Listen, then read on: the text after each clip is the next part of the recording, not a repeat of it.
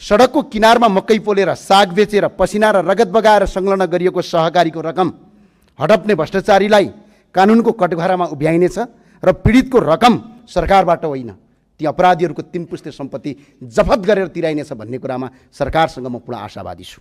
विशेष गरी प्रधानमन्त्री बालिन शाह र सुदन गृहमन्त्री माननीय सुदन गुरुङप्रति अझै विश्वस्त भएको छु। आज यस संसदको रोस्टरमा उभिँदै गर्दा मलाई झन्डै 3.5 वर्ष अघिको त्यो क्षण स्मरण भइरहेको छ। त्यति बेला पनि हामी यही संसदको रोस्टरमा उभिएर तत्कालीन सरकारलाई जनताप्रति उत्तरदायी बन्न, विधिको शासनको पालना गर्न, बहुमतको अहङ्कार नगर्न सचेत गराएका थियौँ। किनकि बहुमत क्षणिक हुन्छ, केही दिनको न्यानो मात्रै हो, स्थायी सत्य होइन बहुमत।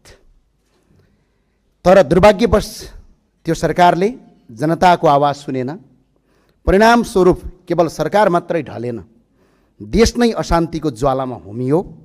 भौतिक संरचनाहरू दिनहाडै जले, सिंहदरबार जले, संसद भवन समेतसम्म आगलागीको चपेटामा पर्यो र आज हामी बाध्य भएर एउटा बैठक कक्षलाई संसद भवन मानेर कार्य सञ्चालन गरिरहेका छौँ। यो अहिलेको सरकारलाई हेक्कार होस्।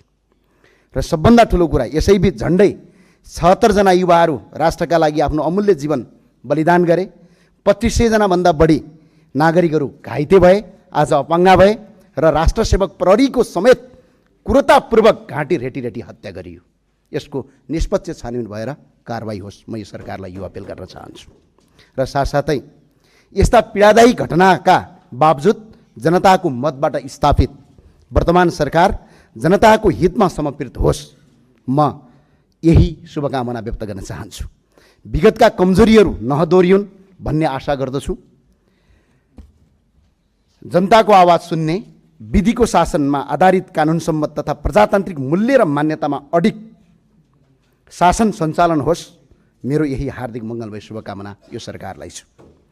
र यो सरकार केवल सत्ता सञ्चालन गर्ने संयन्त्र मात्र नभई जनताको आशा, भरोसा र भविष्यको दियो बनोस्। र त्यो दियो जोगाइराख्नु हामी सबैको परम कर्तव्य हो। हामी त्यो दियो जोगाउँछौँ। तर त्यो दियो कहिल्यै डढेलोमा परिणत नहोस्।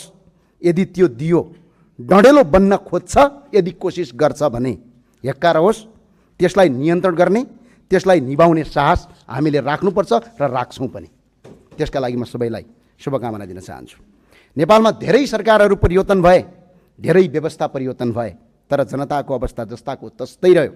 अब वर्तमान सरकारले सुशासनको मार्ग अवलम्बन गर्दै विगतका सबै भ्रष्टाचारका काण्डहरूको फाइल खोल्नेछ भन्नेमा म पूर्ण विश्वस्त छु। विशेष गरी प्रधानमन्त्री बालिन शाह र सुदन गृहमन्त्री माननीय सुदन गुरुङप्रति अझै विश्वस्त भएको छु। लाउडा विमान काण्डदेखि सहकारी घोटाला काण्डसम्मका ठुल्ठुला दोषीहरूलाई कानुनी कटघरामा उभ्याइनेछ भन्नेमा म पूर्ण आशावादी छु। र सबभन्दा ठुलो कुरा, पोहोर साल आउँदा अघिल्लो वर्ष अलि पाका उमेरका मान्छे थियौँ, अहिले भर्खरका युवा साथीहरू आएका छौँ। यो चाहिँ परिवर्तनको एउटा सिर्फ दल परिवर्तन नभएर हाम्रो पुस्ता परिवर्तन भएछ। यसका लागि धेरै धेरै धन्यवाद भन्न चाहन्छु। सडकको किनारमा मकै पोलेर साग बेचेर पसिना र रगत बगाएर संलग्न गरिएको सहकारीको रकम हडप्ने भ्रष्टाचारीलाई कानुनको कटघरामा उभ्याइनेछ र पीडितको रकम सरकारबाट होइन ती अपराधीहरूको 3 पुस्ते सम्पत्ति जफत गरेर तिराइनेछ भन्ने कुरामा सरकारसँग म पूर्ण आशावादी छु। र निर्मला पन्तदेखि इनिसा विकसम्मका निर्दोष दिदीबहिनीहरूको चित्कारले न्याय पाउनेछ भन्नेमा म पुनः आशावादी छु। र चाँडै न्याय पाइएको पनि सुन्न पाइयोस्, यही मङ्गलमय शुभकामना व्यक्त गर्न चाहन्छु। आज युवाहरू +2 पास गर्ने बित्तिकै आफ्नो जीवनका लागि विदेशी न बाध्य छन्। हरेकको दिमागमा आइरहेको छ। आज अलिकति हुने खानेका छोराछोरी अस्ट्रेलिया ताकिरहेका छन्, अलिकति गरिबका छोराछोरीहरू आज खाडी मुलुक ताकिरहेका छन्। यो सोच नै मार्नुपर्ने हाम्रो आवश्यकता छ। त्यो सोच मार्न यो सरकारले कदम गर्नेछ भन्ने मलाई आशावादी छु। झन्डै 80 लाखभन्दा बढी युवाहरू नेपालीहरू विदेशमा श्रम गर्न बाध्य छन् र तिनैको रेमिटान्सले यो देशको अर्थतन्त्र आज धानिरहेको छ। हाम्रो तलब पनि तिनीहरूको रेमिटबाट चलिरहेको छ। यो सरकारले स्वदेशमै रोजगारी सिर्जना गरी युवाहरूलाई आफ्नै भूमिमा भविष्य देख्ने वातावरण बनाउनेछ भन्ने कुरामा म पूर्ण विश्वस्त छु। एकपटकको नेपाली सधैँको नेपाली, यहाँकै माननीयज्यूले पूर्व वक्ताले पनि भनिसक्नुभयो। आज जसका पुर्खाले यो देश बनाए, जसका पुर्खाले आज अङ्ग्रेजसँग लडे, जसका पुर्खा तिब्बतसँग लडे, जसका पुर्खा मुगलसँग लडे, तिनका सन्तान आज विदेशी बनिरहेका छन्। एकपटकको नेपाली, सधैँको नेपाली भन्ने नारालाई, नेपालको संविधानलाई पनि संशोधन गरेर नेपाली नागरिकता फेरि कायम गरियोस्। र यदि यो सरकारलाई त्यतिखेर बहुमतको आवश्यकता पर्छ, त्यतिखेर हामी तपाईँहरूको पछाडि उभिनेछौँ, 187 पुर्याउँछौँ। यसमा तपाईँहरू ढुक्कका साथ काम गर्नुहोस्। म तपाईँलाई यो अपिल गर्न चाहन्छु। हाम्रा किसानहरू जसले बाँझो जमिनलाई हराभरा बनाउँछ, आज विदेशी भूमिमा सस्तो मजदुर भएका छन्। आज किसान दाजुभाइहरू मजदुर बन्नुपर्ने बाध्यता छ। त्यो बाध्यताको अन्त्य गर्न हामी एकजुट हुनैपर्छ, हामी सँगसँगै जानैपर्छ। दलभन्दा ठुलो देश हो, मैले यो मान्यता राख्दछु।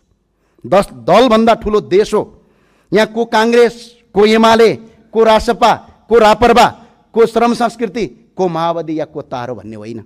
हामी सबै नेपाली हो।